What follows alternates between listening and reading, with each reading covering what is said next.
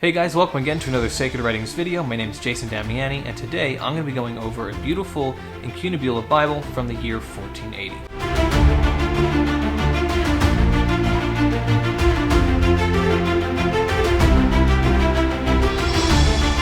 So as I mentioned in the introduction, this particular Bible was printed in the year 1480 and is a beautiful Bible from the Incunabula era. The passage that is found on this leaf is from the book of Ruth and the book of Judges. It contains the final chapter, chapter 21 of Judges, and the first 3 chapters to the book of Ruth. Judges chapter 21 goes over the wives provided to the tribe of Benjamin, and this book, of course, covers the period in Israel when Israel had no king. The book ends with this amazing verse that says, "In those days there was no king in Israel. Everyone did what was right in his own eyes." Now, the book of Ruth is also an amazing story, just like all the books in the Bible.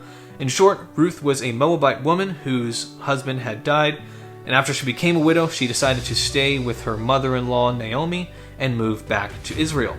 During their time there, Ruth found love, or fell in love, with a wealthy bachelor named Boaz. The Lord used Boaz to redeem the ancestral land to the name of Ruth's deceased husband. Ultimately, Ruth and Boaz would become the great-grandparents of King David that we read about in the Bible. So really an amazing story. Of course, as I always do, highly recommend and encourage you check that book out, that you read it in its entirety to get the context and the full story going on there. But as I mentioned at the beginning of this video, this Bible was printed in the year 1480, which is about 25 years after the Gutenberg Bible was printed. And of course, the Gutenberg Bible was the first Bible and book ever printed. But this Bible was printed in Latin and is based on Jerome's Latin Vulgate, and is a beautiful example of an early printed Bible. It consists of 2 columns to the page, consisting of 50 to 51 lines to each column. I think it varies from page to page, but the leaf measures 8.5 inches tall by 6.5 inches wide, and is a rather modest-sized Bible. The leaf displays this stunning and beautiful handwritten illuminated initial for the beginning or opening of the book of Ruth. The amount of work and detail that went into a Bible like this was quite extensive and required a lot of time, patience, and diligence. There are also handwritten rubrications at the beginning of every sentence. That's those little red slashes at the beginning of each sentence. And a rubrication is a term commonly used or frequently used in calligraphy and typography, which refers or stems from the Latin word rubricare, which translated to English means to color red.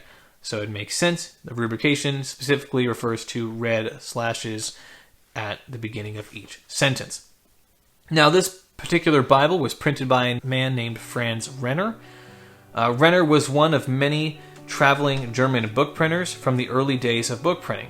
He came from the Heilbronn family, and his father was the comparatively wealthy Heilbronn shoemaker Hans Renner, who died in 1483 at the latest. Franz Renner went to Venice, where he is documented in 46 prints from 1471 to 1483. In print notes, he also describes himself as a master without anything being known about his training.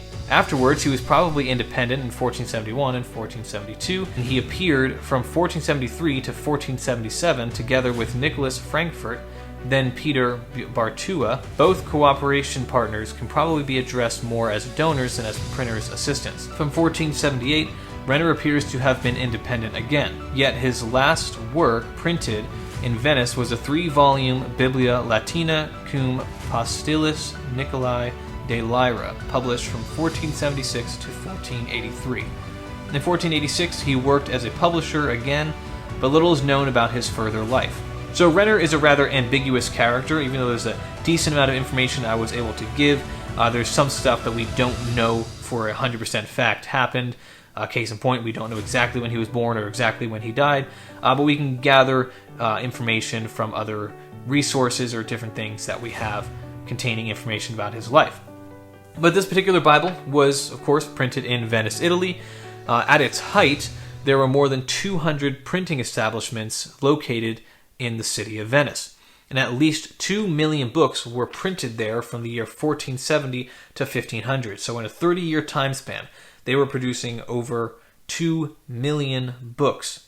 So that's quite a stark difference from the handwritten manuscripts that they would produce years and years to create versus 2 million in a 30-year time frame. So that's quite an impressive feat, and of course demonstrates the importance and the significance of that printing press being invented. But this Bible was printed on cotton rag paper. This is very nice and durable material, of course, and holds up very well over time.